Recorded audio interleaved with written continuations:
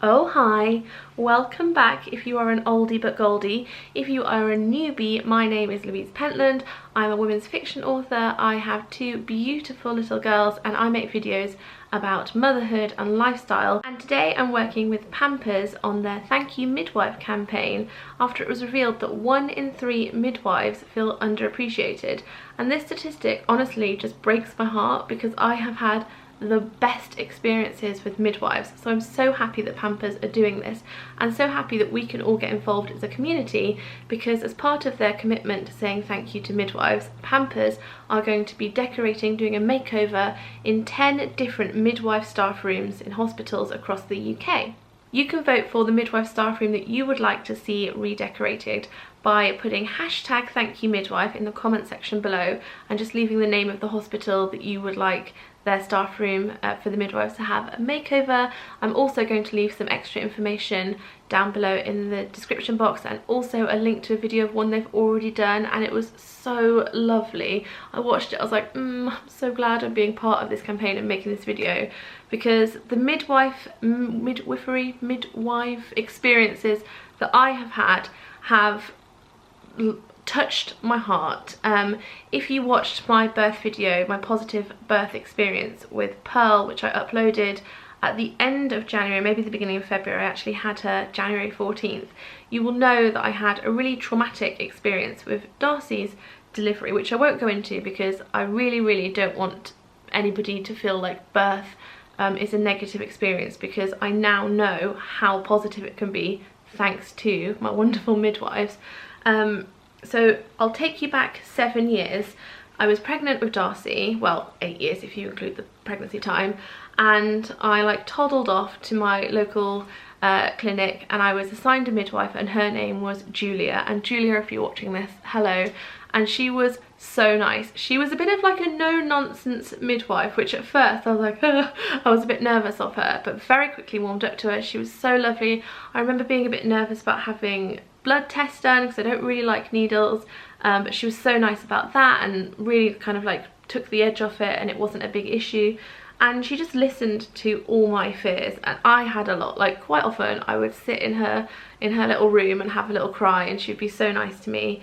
And then so she saw me all the way up to my pregnancy, and then when I went into hospital I had a different set of midwives and I didn't have a great birth experience. It wasn't down to the midwives, it was down to kind of what was happening with my body and some of the choices that I made surrounding like what I had done, etc., which I'll definitely talk about in another video.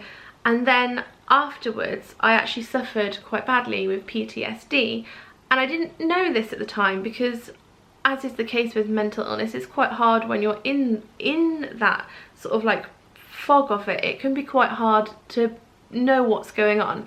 And I remember being in the surgery where Julia worked, and I had had all my checkups. So you get a certain amount of like checkups with your midwife. She came to my house as well, I'll tell you about that as well. But the thing that stands out is I was in the lobby waiting to see the doctor about something else, and she saw me and said, "How are you getting on?" And I just burst into tears, and she just took the time to talk to me and find out what was wrong, and then ended up referring me on to a counsellor, which helped no end. And that, like, she didn't have to do that. She wasn't scheduled to see me that day, it wasn't her job to do that, but she did. And I remember that being just such an act of kindness from her. On top of that, actually, when Darcy was first born, which I think added to kind of me not feeling great afterwards, she was a bit poorly, and it was Julia that picked up on that when she came to do our home visits. And I remember being in my bedroom, and Julia, if you're watching this, you might remember this too, when it had all like the pink swirly wallpaper. If you've been watching this video a long time, this channel a long time, you'll remember all the pink swirly wallpaper. And she was at the end of the bed like looking after Darcy, and she was like, yeah, I think we're gonna have to go into hospital, she's not in a good way. She had some like feeding problems and had lost a lot of weight. And I cried. I was like, it's my fault, I'm not doing it properly. And I was like, I'm not breastfeeding her properly. And she was just so lovely about it. She was like, it's not, we're going to sort this out. And she was just so reassuring. So Julia forever has a special place in my heart, which was lovely because when I found out I was pregnant with Pearl last year, I booked in to have my like booking in session, and it was Julia. Julia was still there, and I was like, hello, it's me. And she was like, oh, it's you again. I was like, yeah.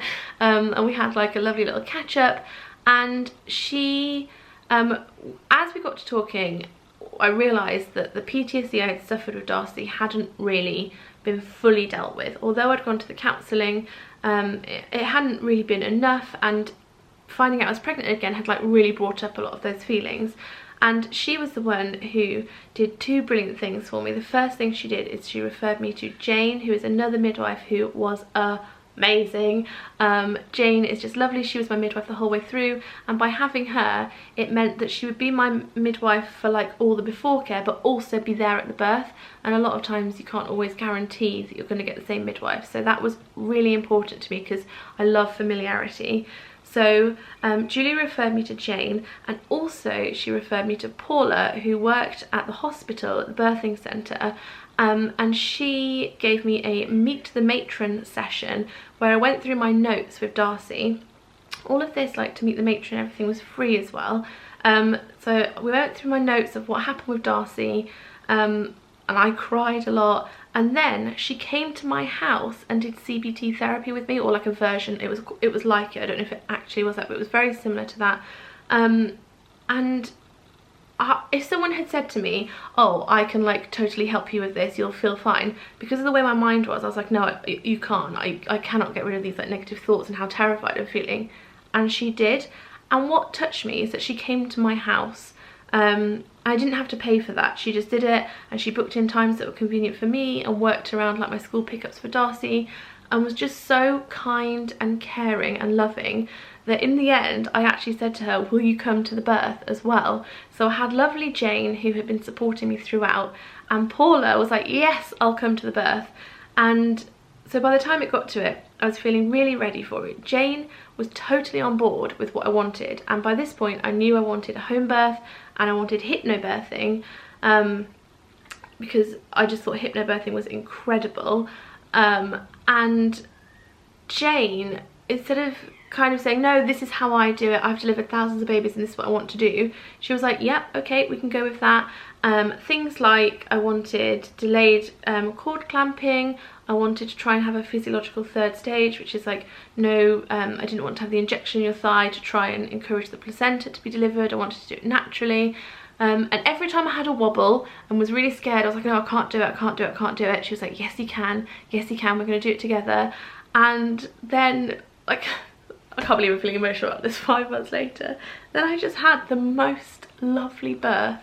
It was in the pool downstairs, in like a birthing pool. I don't have a swimming pool, although that'd be amazing. And every time I had a wobble, Paula and Jane were there and were just so like loving. It's not someone, like, you can't pay someone to love you. You can't have a job and just instantly love people, but they did.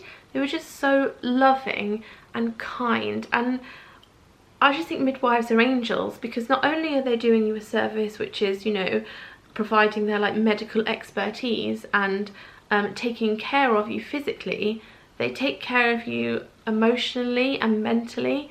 And I just want to say to anybody that's pregnant or has had a baby and had like maybe quite a difficult or negative experience, you can turn it around, and your midwives will help you if you are open with them. I think that's the key. A lot of times I think it's easy when people say, how are you feeling? And you just say, yeah, fine, thanks, I'm okay. And midwives ask how you're feeling at basically every opportunity. And it's easy to say, yeah, I'm fine. But when I start to say, actually, I don't think I am, I don't feel very happy, or, you know, started to talk about, actually, I'm a bit nervous about this, and actually I would quite like this at my birth, I found that they really like worked hard to like make that happen for me, and I'll just be eternally grateful. So Julia, Jane and Paula, I'm eternally grateful for you. I'm going to be voting for Northampton to have a makeover, because I would like to make your lives just that bit more special.